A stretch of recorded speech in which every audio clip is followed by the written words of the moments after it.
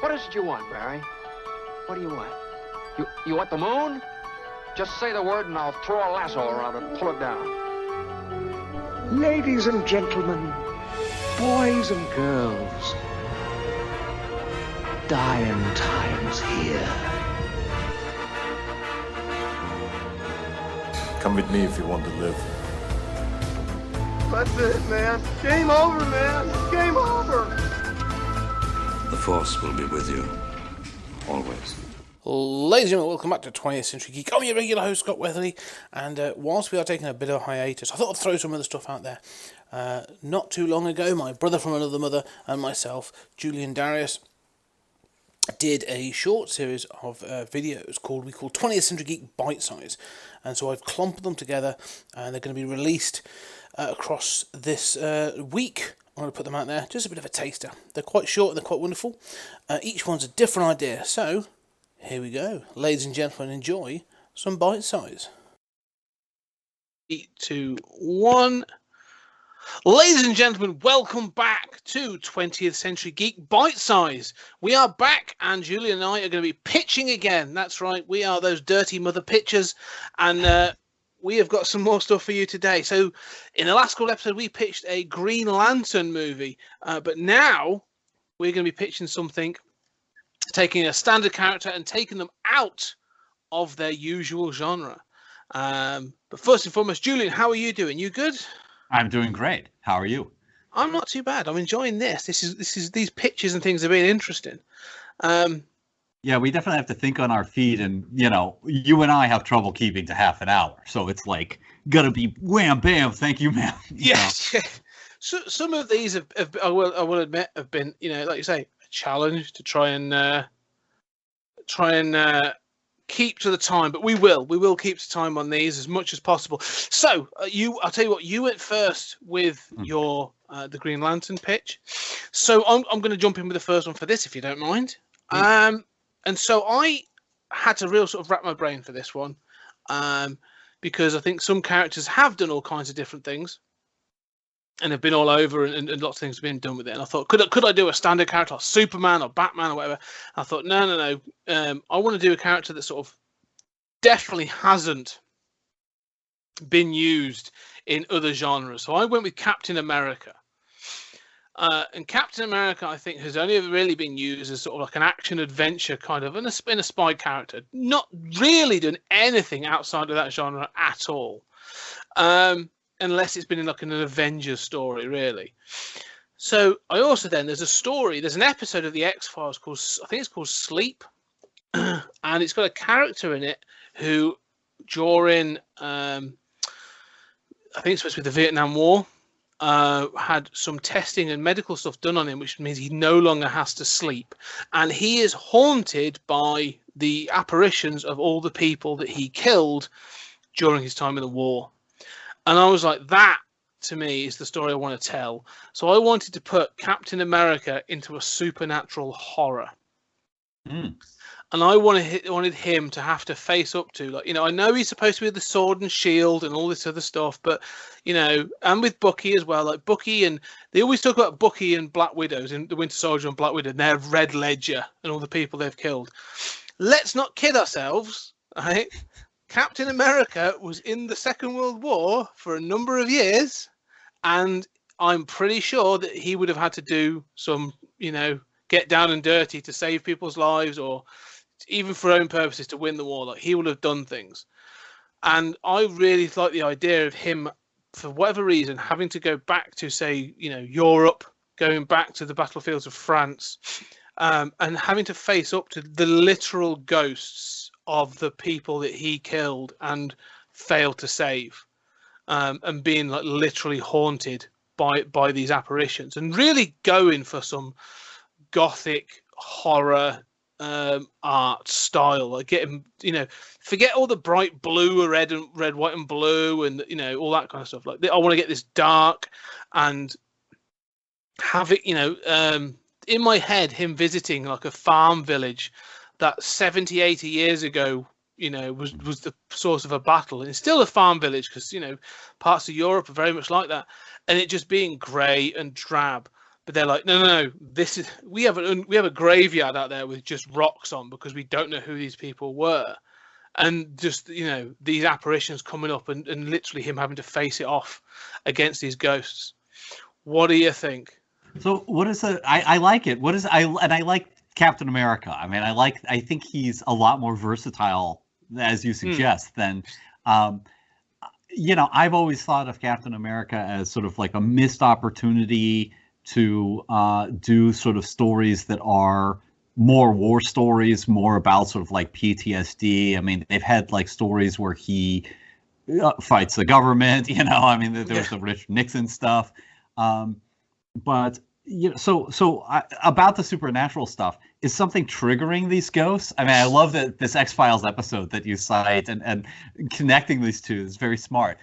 So is there an amulet? I mean, what's causing these ghosts to come up? Or is it just that they're ghosts in this universe? I just think there's just ghosts in this universe. Like he's got to put them to rest. But I think it would be that thing of coming to terms with something that he's never had to face up to. Like one of the things I would like to sort of, if we were going to do this story, would be, I mean, with Cap, you say, they've always sort of kept him in that sort of like action. They've done the war stories and this other stuff. I mean, they've even sort of faced up to, the secret past of Captain America, like, or at least the super soldier serum. They had the first Captain America, or the first captain was really a black. The Truth. Yeah, the Truth. Great series. Yeah, great series. But there's never really, whenever they've done the war flashbacks, apart from maybe like when they did the Winter Soldier stuff again, we talked about a couple episodes ago, the Brubaker stuff and some of the stuff with Winter Soldier, they've gone into the fact that this was basically a 16-year-old kid that they used because he was smaller to go in and kill people. Like, but that to me, like, if Cap's letting that happen, like, I'm like, that's not good. Like, there's something, like, it's war. Well, yeah, fine, but I almost want it to be there's something. Like, yeah, if it was to be the last survivor of World War II, some of those guys that he landed with Normandy are dying off. They're all going, and the last one, he goes to see one of the last guys, and they just say to him, like, you've got to acknowledge, I don't know, whatever the name of the French village would be, and just people are like, what's he talking about, Cap? Like, what's this? Mm-hmm. And like, the more he looked into it, the more like, yeah, this village reports like, all kinds of different things. Like it's never survived. The crops always fail. There's always this. There's always that. And Cap just goes to visit it, and all of a sudden it just kicks off. Like it would in an X-Files or Ghostbusters or something. And it's all of a sudden this thing of like, yeah, this would the acknowledgement that although he was a symbol, although he was supposed to be the patriot, and they had all these propaganda photos and the reels of him, the newsreels of him stood astride a destroyed Panzer tank, sort of standing proud, all these other soldiers. The fact is, what they're not showing is behind that Panzer tank are a bunch of Nazi soldiers and villagers that got blown to pieces in this battle, and he was a part of that. And he is the thing is like, as all these people die off, the only person that carries the sort of like the singular sort of guilt and ownership for these is Captain America. Like, it was distributed across all these people. It was war, but now it's sort of focusing in on Cap because he's the only survivor to ever sort of come out of this. And so he has to return, and like, he has to turn around to the people that know him, and he has to say, no, I did some shit in that war. Like, yeah. There's a reason I can use this accurately as a frisbee. Like, I was taking off heads, I was doing all kinds of things. Like, and I would like to see that as these apparitions sort of like really facing up to him. But like the responsibility of like for 70 plus years, this part of Europe has been drenched in this inability to move forward because of these events. And he's the only one really that can purge it by acknowledging that this stuff that we were both sides. We were the greatest generation, but let's not kid ourselves. We did, it's not, Vietnam wasn't the first war where we did some pretty nasty things. Yeah. Well, yeah. I mean, I want to ask about the supernatural element, but I do want to applaud exactly that theme, and say that everyone who I've ever talked to who was in World War II, including relatives in my family, basically was like, yeah, there was no glory there. I mean, we did a good thing, right? But the day-to-day life, there was no, I mean, it was war as hell. and we saw a lot of messed up stuff, and was I glad to kill Nazis? Sure, but I was mostly glad it wasn't me that was dead. Yeah. And that's really was their experience more than anything. So about the supernatural element, I think you said really play that up, and I think that's the right instinct. Don't have it be. I love the themes that you're getting at, but I think the instinct of don't have it be like a sort of grace notes in the plot, but really play that up, go full force, and have this be a full force Captain America supernatural story of he goes into that French village or whatever, and it's just there are spirits, there's hauntings, stuff's moving in the night. Would you go full Ghostbusters versus real horror? Where would you find that tone? Have you seen Crimson Tide? Yes. Crimson Peak. Sorry, the Guillermo del Toro. There's a scene in that where Amanda, what's her face, Sonnenfeld, whatever it is, she's at the thing, and the spirit of her mum comes back, and the way that Guillermo del Toro depicts them, it sort of it almost pulls itself out the floor, and it's not like this I hate these jittering ghosts that sort of move. Oh yeah. That bothers me. I mean, it's fine, but this thing's spiritual. It's got it's all practical as well, but it's almost got a shroud of smoke and shadow around it. But this sort of red, deteriorating face in the middle. And it's an apparition that's it represents her guilt and her sorrow. That's how I'd see them. It would start, as you say, if you were to do this as a horror comic, it would start with the little things, it'd start with him having to visit, and it'd be the smaller things, he would talk to someone, asking for directions. You'd see them there, you turn back, and then they're gone, and those little things. And seeing, I think the thing is this would all come down to a single experience. You would keep seeing a single figure, and whether it be, I don't want it to be the trope of a little girl, but a single figure. And I would like it to probably actually, in fact, it would be a Nazi officer, and he would keep seeing this Nazi officer in the field or on a bridge or in a window or something. And then like you said, little things would happen. It could be as daft as his shield is moved when he's he woke up and it's on the chair. The next morning it's on the shelf and that sort of thing. Silly little things. Then it would escalate, and then in the shadows of things, he would see a shadow, and just the part of a shadow looks like the silhouette of something else. But when he gets there, there's nothing there. I want to sort of tap into the M.R. James or those sort of gothic horror, sort of late Victorian, early 20th century kind of horror stories, and just have it constantly build up. There's no adventure in this story. There's no, and the problem for Cap is there's no one to punch. Right. You know what I mean? That's good. Right. That's the thing. He keeps, there's the frustration and the build up and this thing that. There's no one for him to punch. There's no one to throw his shield at, and eventually, I think the reveal would be, at the end of all this figure that he keeps seeing is, as you say, is that there was a situation where he was pinned down in some way. He's super strong and all this other stuff, but he was pinned down, and the only way for him to survive was to kill someone up close and personal. Mm-hmm. He bayoneted this guy to death, and he didn't do it to save a village. He didn't do it to save a young, French girl or whatever. He literally did it to survive in a moment of desperation. He's human. He's not, he's still human at the end of the day. Mm-hmm. And you realize this is the guilt that actually this is the one killing that he can't justify in all of the war. And so it's been hanging over him, and that's what he's got to face up to, this thing. And that's what this figure is. It sort of represents this guilt of all of these acts throughout the war. And I'm not sure how the resolution would be, because I don't want it to be like Poltergeist or anything like that. Part of it may be that even that it's something you're going to come to terms with this, but you're still going to see this thing. The resolution is just going to have to be him acknowledging this.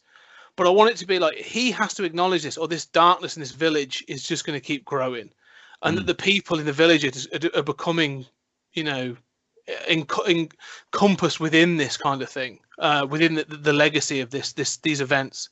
There could be strange deaths, a guy drove off the road because he saw something, and it's not just crops have failed, and I mean it could be sort of a kind of escalation there. I think having those themes of guilt and having those themes of the legacy of violence feel as if they've played out successfully.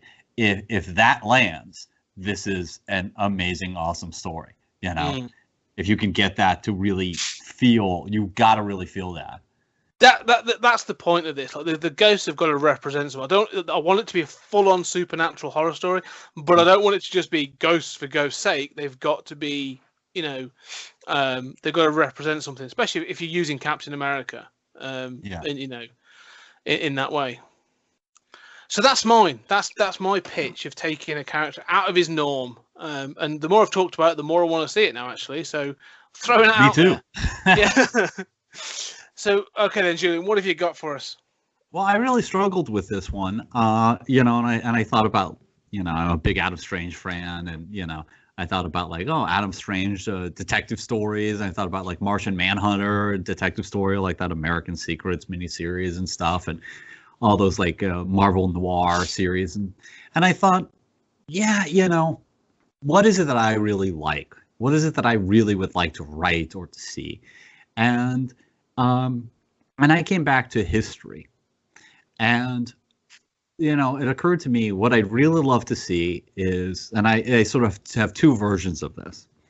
The first one is like, say, a 12-issue comic series where starring Wonder Woman, who is in some versions, you know, immortal. Paradise Island's kind of skipping through time. It's been around a long time, and it's sort of written as sort of every issue is Wonder Woman in, you know, Greek times and Periclean Athens. You know, maybe she leaves the island every once in a while to sort of see if they're ready for, you know, man's world is ready for their truth or what's going on.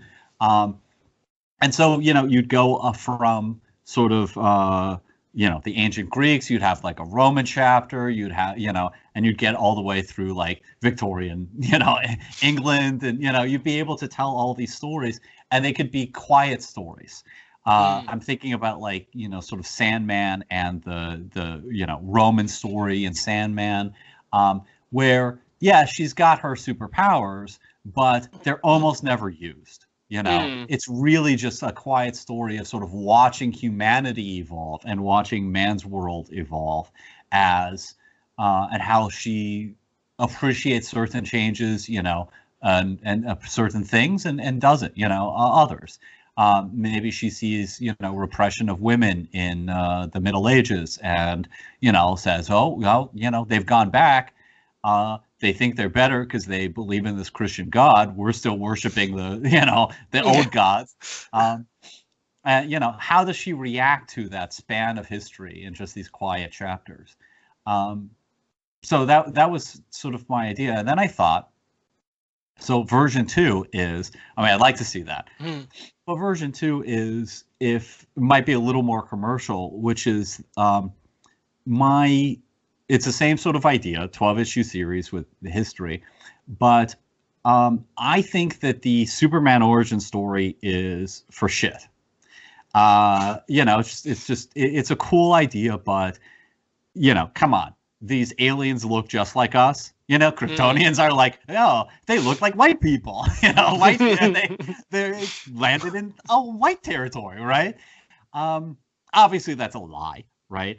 So, you know, this idea would be sort of thinking about like Superman Red Son, one of my favorite stories. Imagine if instead Superman landed in a different time. And then imagine if simultaneously, yeah, you know, what I've always thought is, yeah, he's not really the son of Jor-El. Okay, he's a clone. The ship made him, you know. So like the ship is making, you know, there are different incarnations, different landings, different attempts to, you know, seed humanity with the Kryptonian or whatever. And so again, you sort of have like, they did this a little bit with like, you know, the Kents, where you're like telling a West story with the Kents. But this would be like sort of Superman Red Son, except what does a Superman in Roman times look like? What does a Superman in, you know, Greece? What does this medieval Superman look like? And just have each of these incarnations and what their powers would be interpreted in different ways, right? Well, the Greek gods blessed him, well, this is a miracle, or he's possessed by Satan, and so again, just sort of quiet. I mean, there'd be maybe more superpowers in this than the Wonder Woman version, but again, not consequential. Doesn't change history. And really sort of explores how this alien would be perceived, or these different aliens, the string of aliens, would be perceived in different times.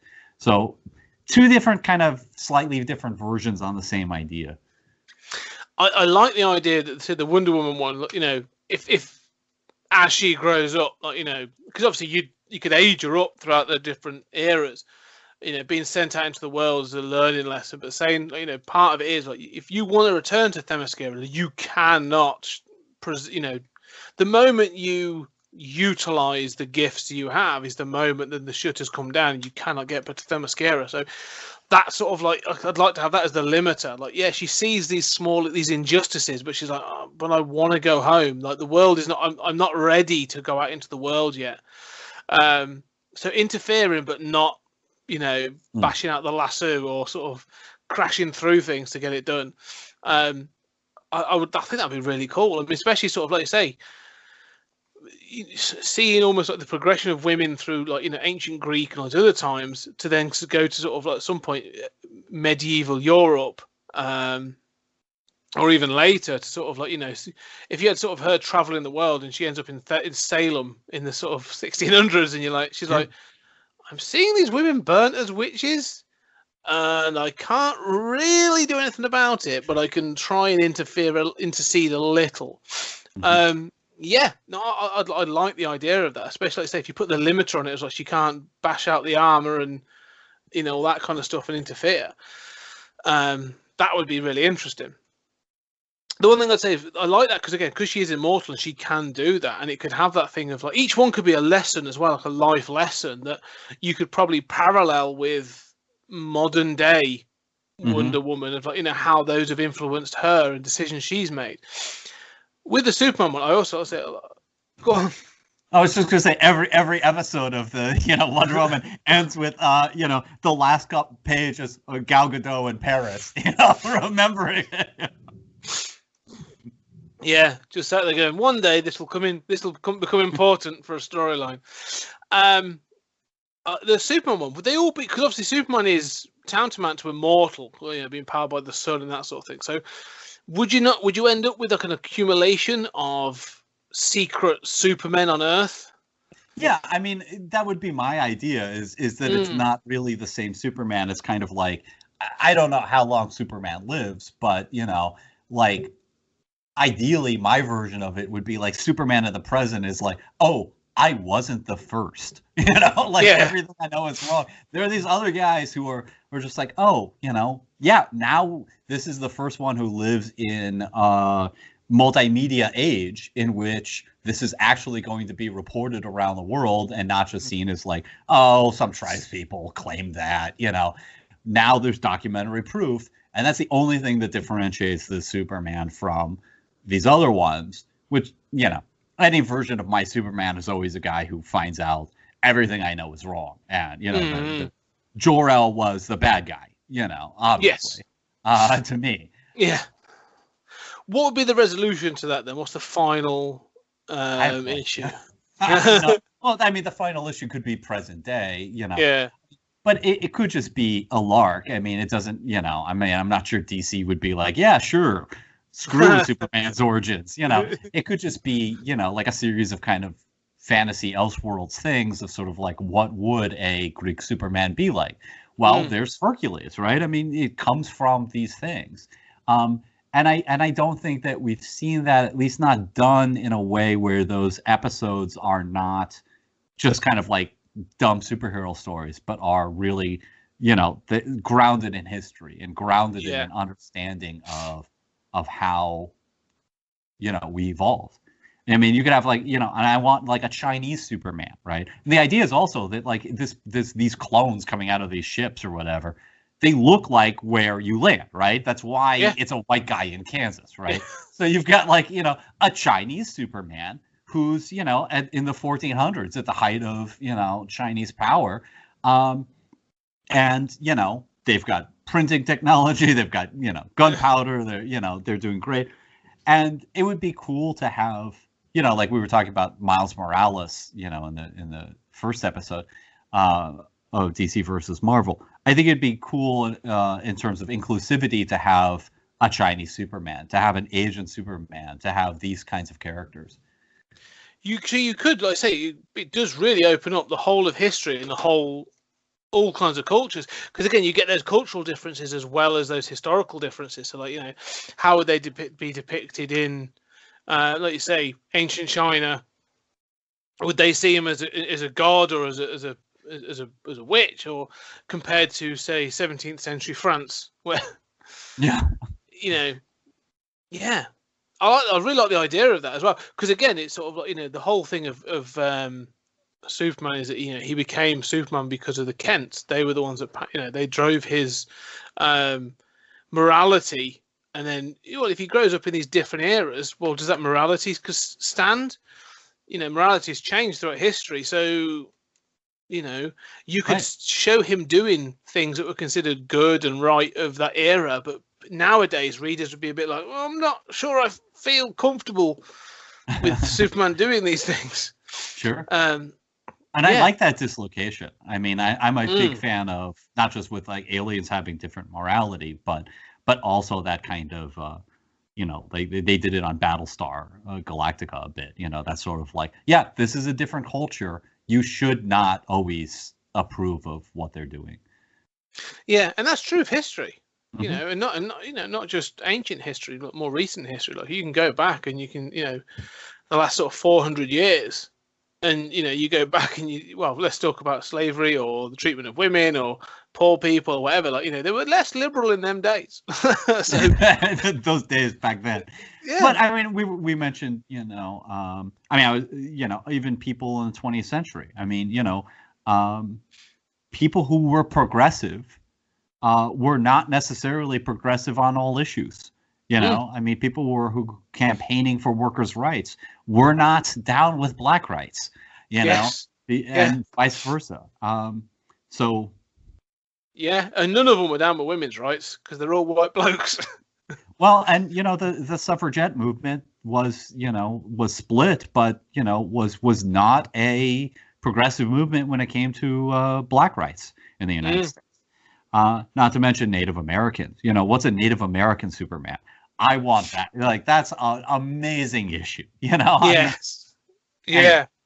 No, I really like the idea of that. The diversity and the ability to sort of throw in loads of different things in there would be really fascinating. I also like, going back to the Wonder Woman one, the idea of her being limited, and, you know, because again, you put that morality on her, the fact that, like, she is letting certain things happen because she wants to go home at that point, because she's not ready to go into the world. I think we'd put a bit of a different side on that character as well. Well, and I think with that one, like, if it is, assuming it is the same Wonder Woman, which I do, like, we're always shown her emerging in the present day, and she's like, "Oh, they're treating women so terribly," and it's like, yeah, you're lucky you weren't around, you know, 400 years ago to see what we were doing back then. Yeah. So, you know, she'd be less shocked in the present, and it's more, you know, understanding that history, I think, would be fascinating, and also in that case, she is one of my problems with Wonder Woman is, I like when she is herself alien, that she is from a Greco-Roman culture. I mean, she does not have the same morality that we do. And in some ways, she's going to be closer to the Greeks, and watching all this stuff evolve and be like, yeah, I mean, I'm glad for these changes, but there's this other stuff, like, I don't understand. What are they doing? Anyway. Yeah. No, I agree. Like, the introduction of technology and transport, and there'll be all kinds of things. Oh, yeah. Excellent. Good idea. Yeah, there you go. 2 more pitches that we have thrown out. A haunted Captain America and Superman and Wonder Woman through the ages. You're welcome, Marvel and DC. That's it, yeah. We're giving those away free. And the reason I'm giving them away free is because I want to see them both. And I don't think, Yeah, I don't think me writing them will get them made at either company. So, but ladies and gentlemen, as always, we are throwing these out for you to sort of discuss and debate. But in the comments below, let us know what you think of what we've said. But also, what are your ideas? What characters would you take out of their usual genre and put somewhere else? And what would you do with them? Let us know. We'll be fascinated to find out. But as always, thank you, Julian. And we'll see you all on the next episode.